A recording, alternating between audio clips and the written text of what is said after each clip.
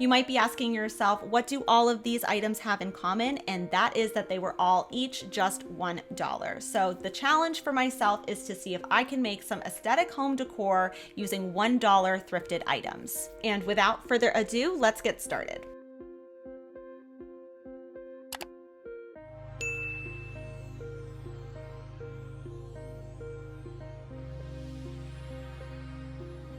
For the first $1 thrift flip idea, I came across this waste bin that had this really nice open weave pattern, and it kind of reminded me of cane webbing, which I like to use a lot, but cane is very expensive. So the fact that this was only $1 was great, and bonus, it came with this little liner, so I'll have to think of something to do with that a bit later. So anytime I see anything that's like an open weave like this, I automatically think it should be a light. So many of the things I've pinned or things that I've seen on Instagram are pendant lights that look just like this or wall sconces. And I've done pendant lights in the past, so I wanted to try something a bit different, just using all of the materials I already had at home. So I wanted to hollow out the bottom, and to do that, I just kind of kept scoring that bottom piece. It was just made of plastic, so it was more time consuming than anything else, but I eventually moved on to a box cutter, and that worked a lot better. So after I hollowed out that bottom piece, because I wanted the light to shine from the bottom and the top, I did need to attach it though to something else in order for it to be a wall sconce, because I couldn't figure out a way to just kind of like pop it on the wall and have it stay. So I decided on using a scrap piece of wood that my husband had left over from another project, and I decided I was going to attach this waste bin to the 2x4, and the 2x4 will then attach to the wall. So the first thing I needed to do was just kind of like measure out how much I wanted, and I just eyeballed this. I didn't use like a tape measure or anything like that, and I just made a marking where I wanted it to be, and then I took it to my miter saw and I sliced that baby down. And if you don't have a miter saw, there's no worries. If you go to your hardware store, as long as you're buying their wood, they will do up to 2 cuts for you. So that is all I needed for this project anyhow, so it worked out very well.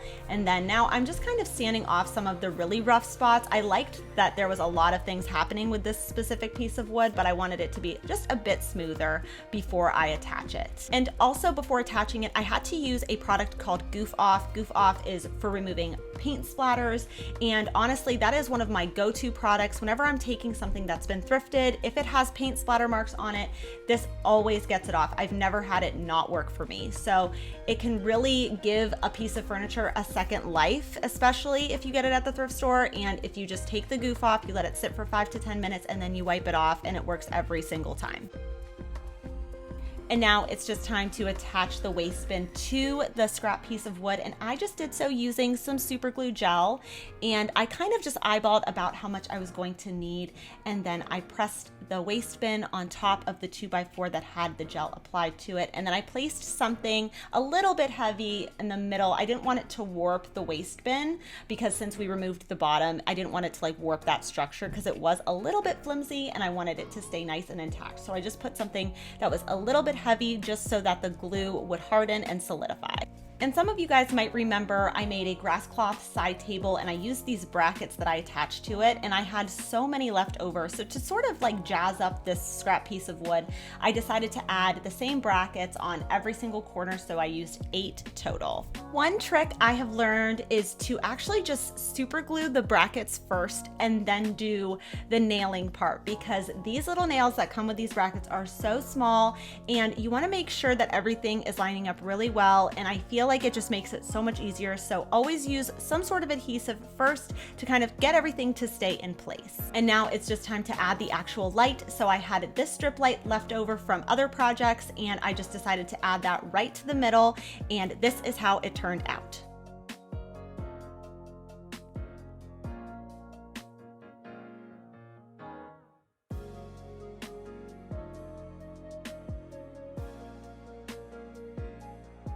For today's sponsor, I wanted to share a food collection I've loved for several years now called Daily Harvest. I started using Daily Harvest when I was a first-time mom and I was breastfeeding for the first time, and I really just wanted to put good quality, nutritious fruits and vegetables in my body. But being a new mom, I didn't have a lot of time to make anything really complicated, and Daily Harvest took care and continues to take care of all of that for me. There are over 100 gluten-free, dairy-free, and plant-based options for really any time of day.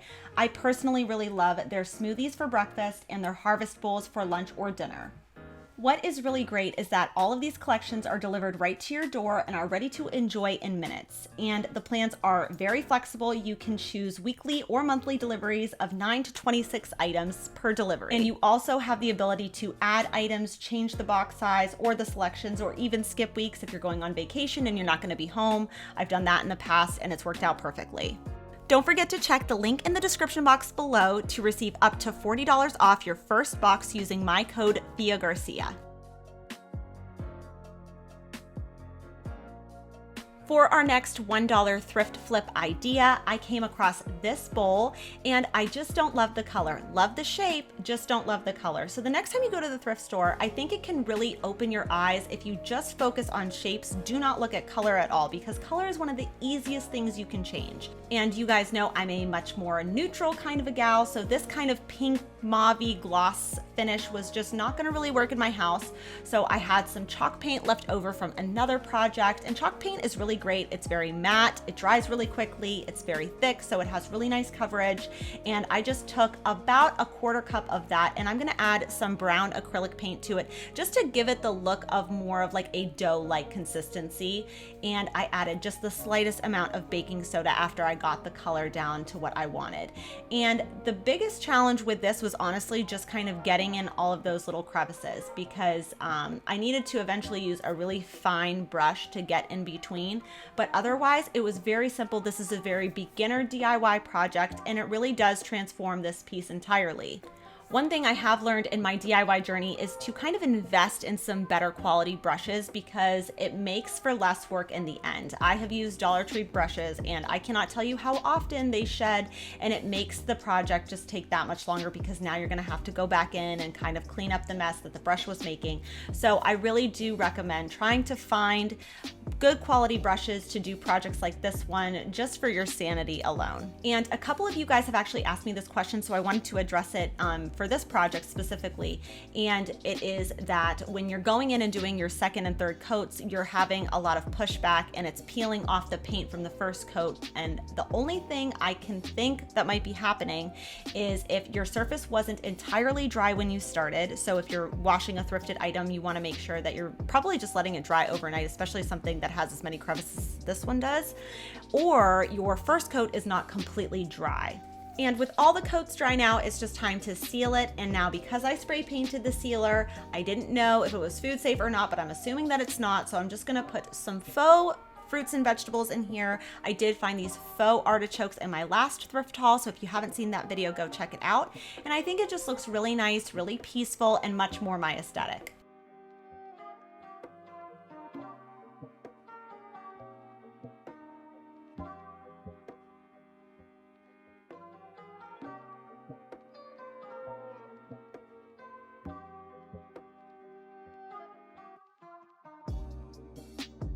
For the next $1 thrift flip, I came across this lantern. Now, it was left open on the side, so there was no glass, but I wanted to kind of repurpose this because I don't think that I would ever actually use this as a candle holder. So the first thing I needed to figure out was how I was going to remove the place where the candle would sit inside of. So I have a hacksaw. You can get these really affordably at the hardware store, and they're really good for cutting things like metal. So I would say you might be able to get away with using wire cutters. It depends on how thick that wire really is. That metal needs to be thin enough for it to snap off. So I primarily just used my hacksaw for this entire project, but at the very end, once I got really close, I just was able to kind of nip off where it connected to the actual structure. And now it was just time to do that exact thing to the other 3 sides until it was completely hollowed out. And once I got to the last one, I honestly didn't even have to use my hacksaw. I was able to just kind of bend it back and forth until it snapped right off. So then this is what I was left with. And I don't know if you remember, but that liner in the very beginning of this video, I thought that this would be perfect. My husband and I went on a staycation actually, and I saw something that looked really similar to this at the hotel that we stayed at, but I decided to save it for a different time. I have a pot that I've actually done a thrift flip on in the past that you guys really enjoyed. And just a really quick little overview from that DIY was I just found this pot. It was $5 at the Goodwill, and I took some black spray paint. I spray painted the whole thing. Just as the spray paint was setting in, I covered it with some dry muddy mix, and then I sealed it, and then I did more dry muddy mix until I was happy with the end result. Very easy way to get just sort of a distressed vintage looking planter that I think looks super high end and can really accommodate so many different interior design styles. And if you're like me and you have just collections of like hoarded thrifted florals, I have whole bins of this stuff. So I decided to put some of my favorites in this pot, and I love the way this turned out.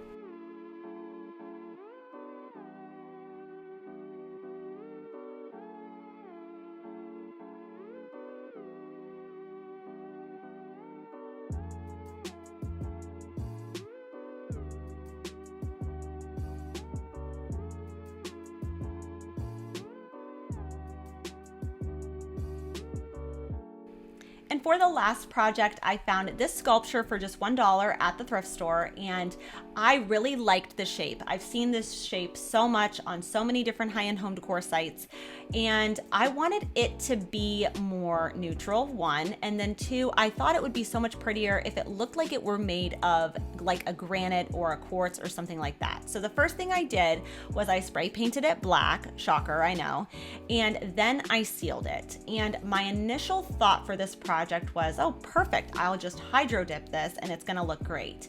I don't know why it didn't turn out this time for me with hydro dipping. Always when you're hydro dipping, you wanna make sure that, you know, you fill the water up high enough that your water can be over top of whatever you're trying to submerge. And then you always want to wear gloves, and you want to spray the top and just swirl it around a bit. But I don't know if it was weather related, if it was too cold, or my spray paint might have been old. I don't know. It just wasn't, it was just not like smoothing together on the surface. And I could kind of tell even as I was mixing it around that it just was not going to work. It just was really blotchy, not the look I was going for. But not to worry, all I had to do was just paint it black again, and that's the great thing about paint. If you don't like it, you can always paint over it, and there's so much forgiveness when you just want to change the color of something.